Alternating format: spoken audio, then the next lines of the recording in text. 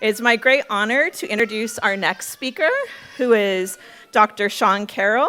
He's from the Howard Hughes Medical Institute, and if you are a teacher, you know him from your classrooms and your materials, and if you're an evolutionary biologist, you of course know him from his science. And I'd like to welcome him to talk about chance in evolution.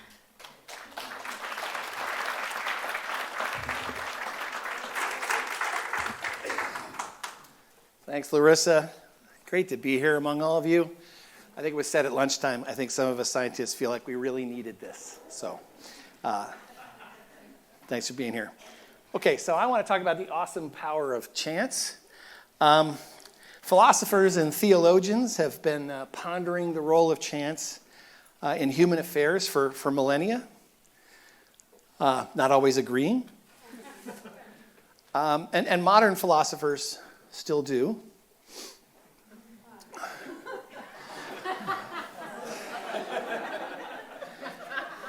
But nothing puts these beliefs to the test like trauma or a close call.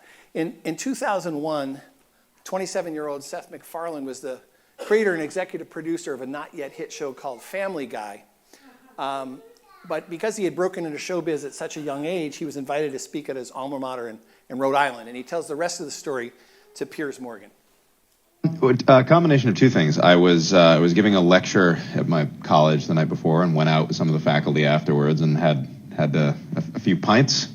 And you got drunk? Yes. And coupled with the fact that my travel agent had listed the flight on my itinerary as leaving 10 minutes later than it did.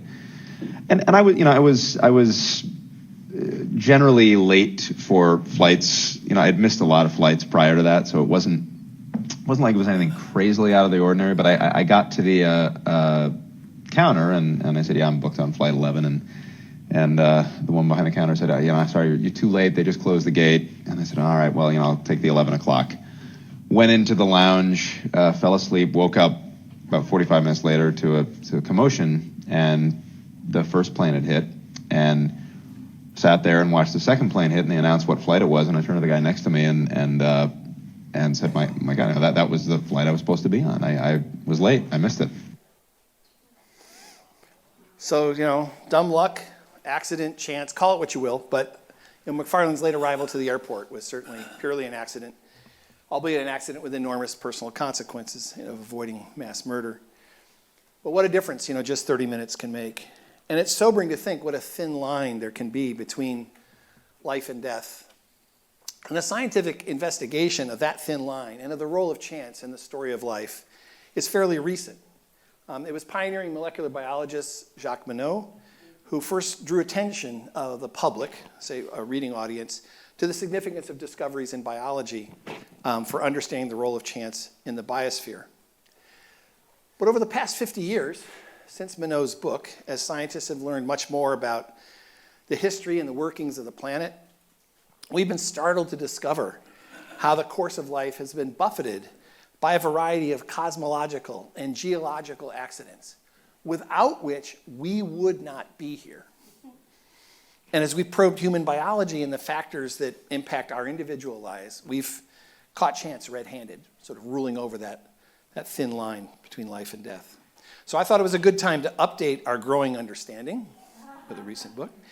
And I'm going to highlight a few of these chance events to reveal just how much this force plays in our chance-driven world. So speaking of thin lines, that's what interested a geologist working in Italy in the mid-1970s. Outside this town, this beautiful medieval town, Gubbio, Italy, I recommend a visit. And what Walter Alvarez saw was he saw in a stack of limestone on a road cut outside Gubbio, curious change in the color of that rock.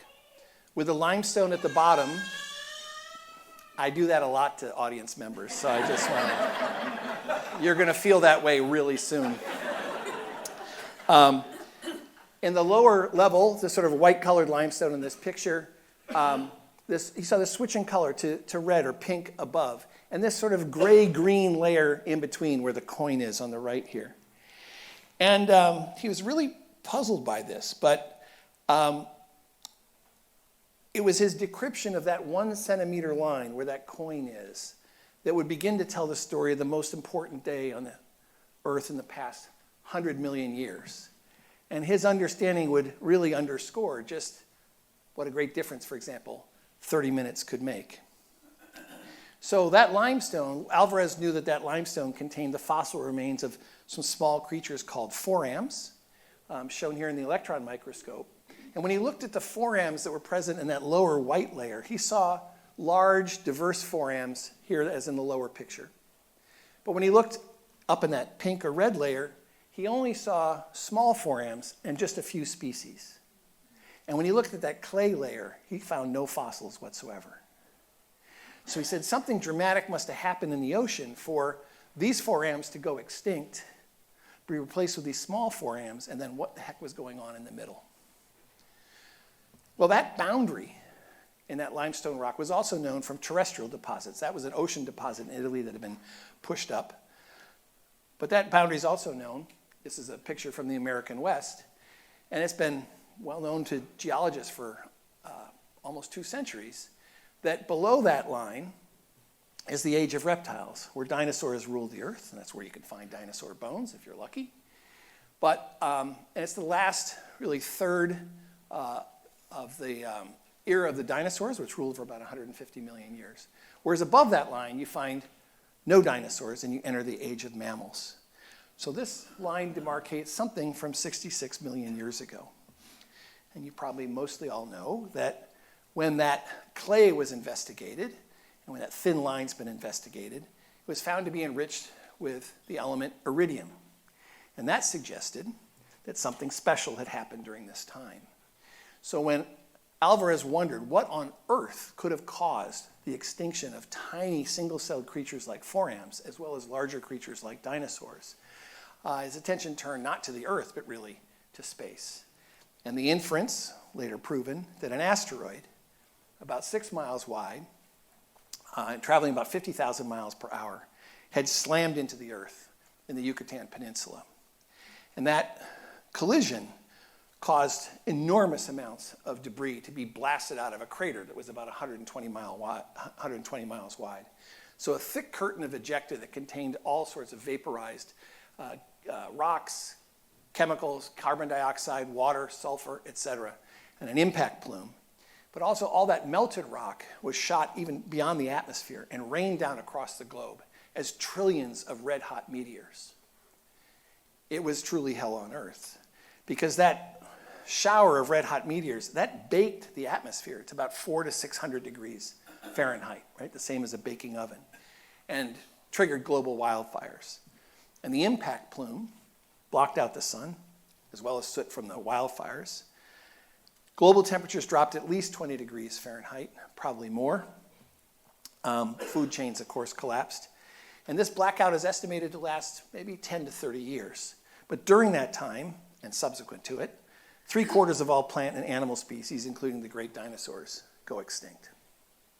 Okay, so you generally know the outlines of this story, but how does it come into play here? Well, really, this is the mother of all accidents, okay? Because the world would be very different had this not happened. And it really almost didn't happen. Because it turns out the destructive power of this plume depends upon the mineral content of the rocks at impact site. And geologists estimate that only about 1 to 13% of the Earth's surface contains the right mixture of rocks to trigger a mass extinction when impacted like this. So now think about it. There's the globe turning at about 1,000 miles per hour. Here's the asteroid coming in. It started its journey somewhere in the outer solar system beyond Jupiter. But with the Earth rotating 1,000 miles an hour, if it arrives just 30 minutes earlier on its multi-hundred million year journey, it lands in the Atlantic. 30 minutes later, it lands in the Pacific. There's no mass extinction. Dinosaurs are still here, and we're not. And the importance ecologically of the dinosaurs is very clear. In fact, very recent discoveries have shown that after this impact and after the dinosaurs are gone, in the first million years after the impact, mammals evolved to be larger than they've ever been in their previous 100 million year history. And they diversify into all sorts of groups that we know today, including primates, our ancestors. Okay, so speaking of our existence and collisions, I want to tell you about a second collision, less famous than this, but just as important, most likely, to our appearance. It's another collision that changed the world. When the asteroid hit, 66 or so million years ago, the continents were in roughly the same position they are today with a couple of exceptions. So you can recognize sort of the map of the world from 65 million years ago. But you understand that these continents are riding about on tectonic plates. Both the continents and the oceans are riding on tectonic plates, and that's going to come into play here in interpreting this collision. But while the continents were in similar positions, the climate was very different. So after the asteroid impact, CO2 levels were probably as high as 1,400 parts per million. Earth was very warm, ice-free essentially pole to pole. And in the subsequent 60-plus million years, we've really seen a steady decline in the average Earth's temperature, and in the last 5 million years or so, a much greater volatility in those temperatures. So that's plotted here, the long-term temperature record of the globe. This is the average surface temperature, okay? So this is now dialing in on the last, say, 5 million years of the Pliocene and the Pleistocene, and you can see the amplitude of the variation really going up. And then looking at the last million years, tremendous swings in average temperature across the globe. So what's going on in this decline and then in this greater volatility? Well, those last 2.5 million years were in the Ice Age. These huge glacial sheets, especially expanding and contracting over advancing and retreating over the northern hemisphere. And why does that matter? Well, our history is kind of interesting with respect to the Ice Age in that it's really during the Ice Age, in that last 2.5 million years, that our line of evolution, that our brain size is more than tripled in volume. And paleoanthropologists interpret this dramatic increase in brain size as an adaptation to these more volatile climate cycles. And you understand that hominids acquired tool use and fire and really the greater ability to shape our habitat than other animals had.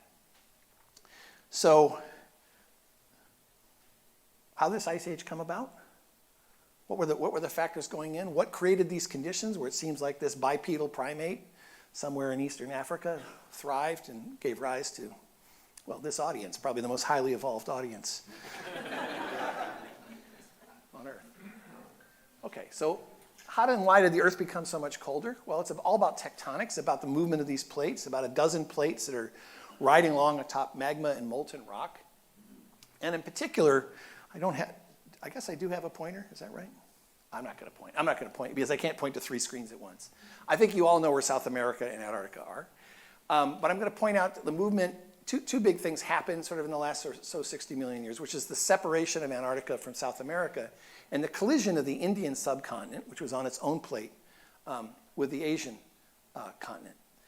And the movement of these plates is really influenced by their size and shape, okay? So when you think about what's happened, and what's really important here is what is the separation of South America from Antarctica and the collision here between the Indian subcontinent and Asia, because it's this collision that starts to build the Himalaya.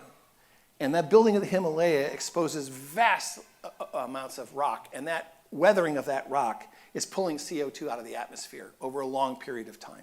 So a collision that may have started about 40 million years ago in building the Himalaya. And then about 33 million years ago, South America and Antarctica separated.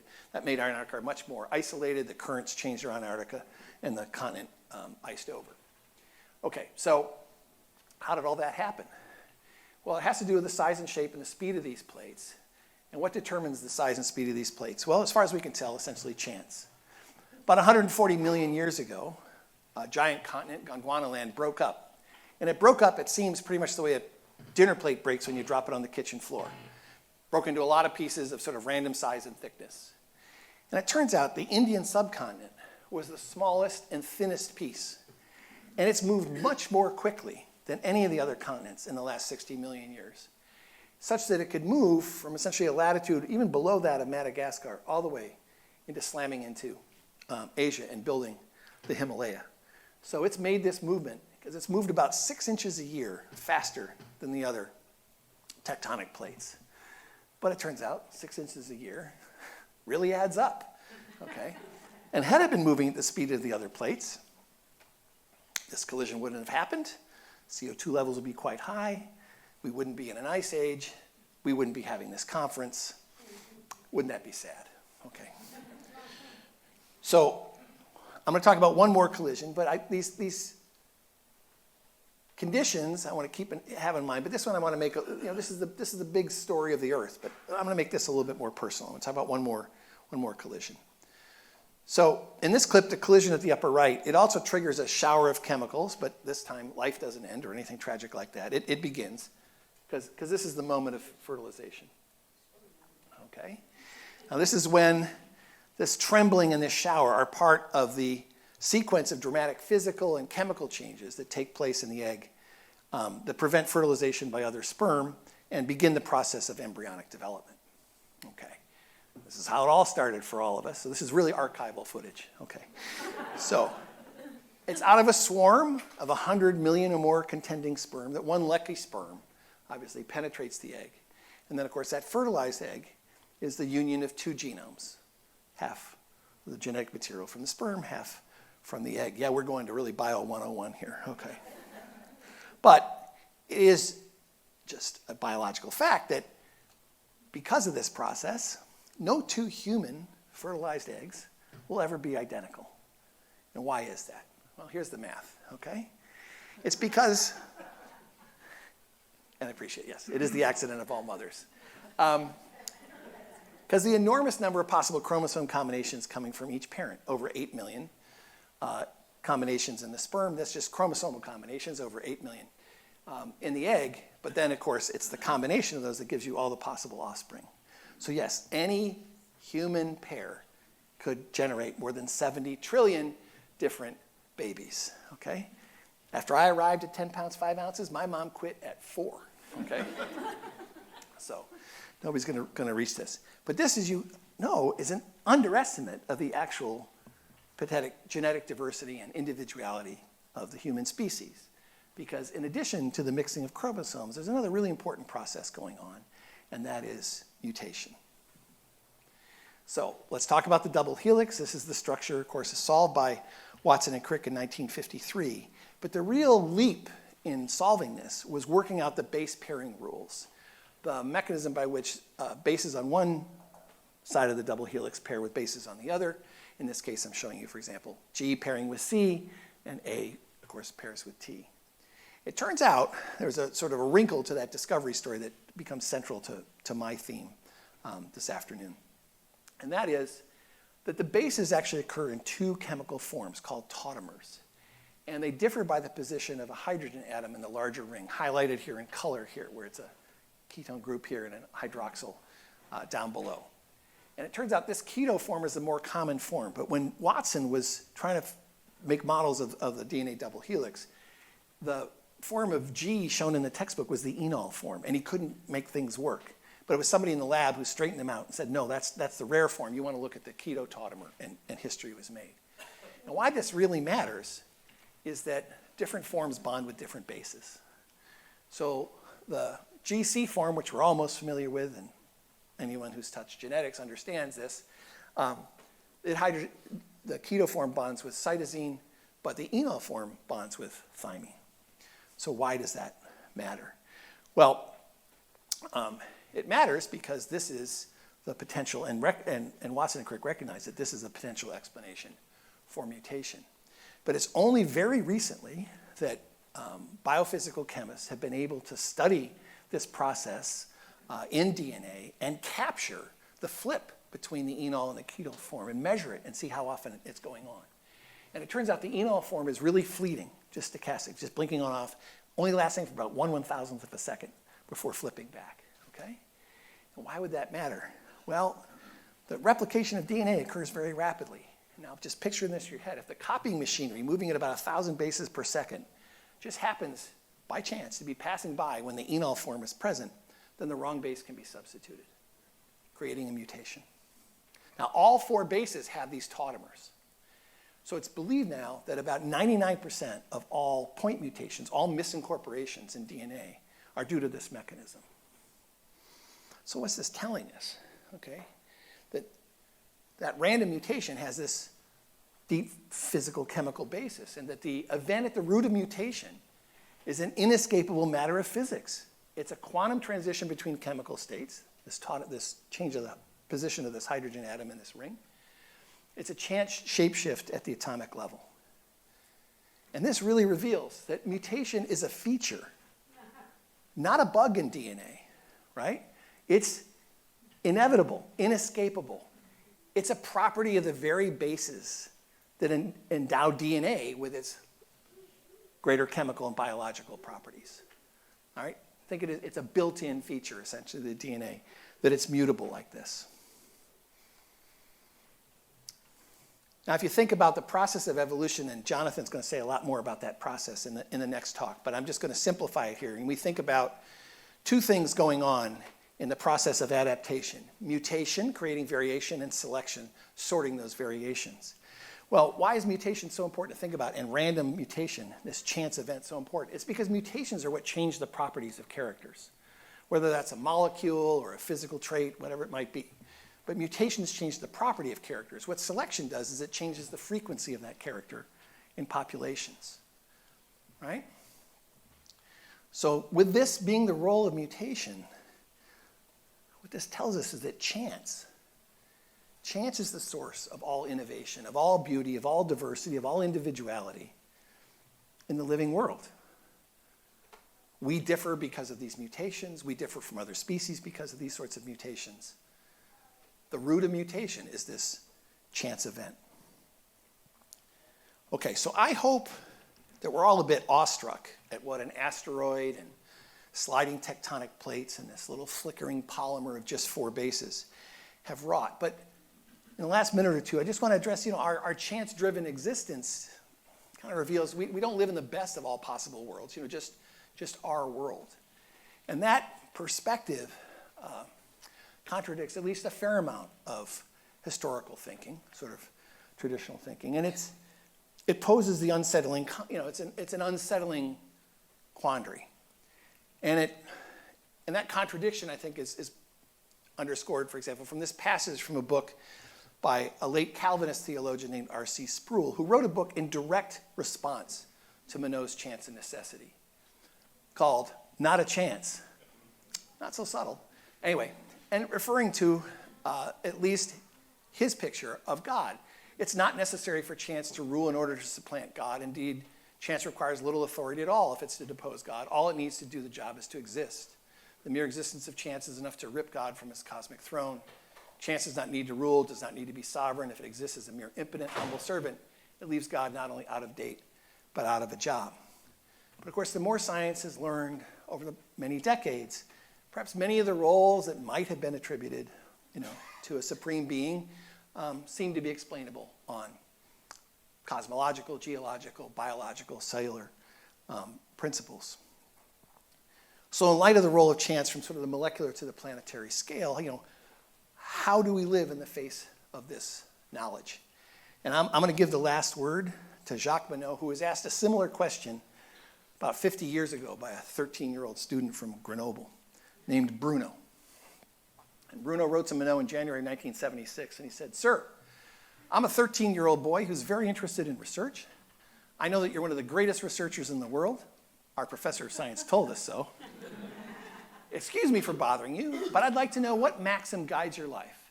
Perhaps I could apply that when I grow up. Goodbye, Monsieur Monod, and Happy New Year, 1976. Now, Monod, who took great chances in the French resistance, battling the Nazi occupation of France, and who took great chances with his career and his reputation battling Stalin's lackey, T.D. Lysenko, and demolished him in the Western press. He answered. He said, "My dear Bruno, all I can tell you are the qualities that appear most important to me. If one were to pose this question to me, I would reply without a doubt that they are courage, as much moral as physical, as well as the love of truth, or rather the hatred of lies. Thank you for the New Year's wishes. Happy New Year and good wishes to you, Jacques Monod." I think what we're hearing again and again today, that the wisdom of past battles can equip us today to deal with, obviously, some of what science is facing. So I hope Jacques' words have been just a touch of encouragement for all of you. Thank you.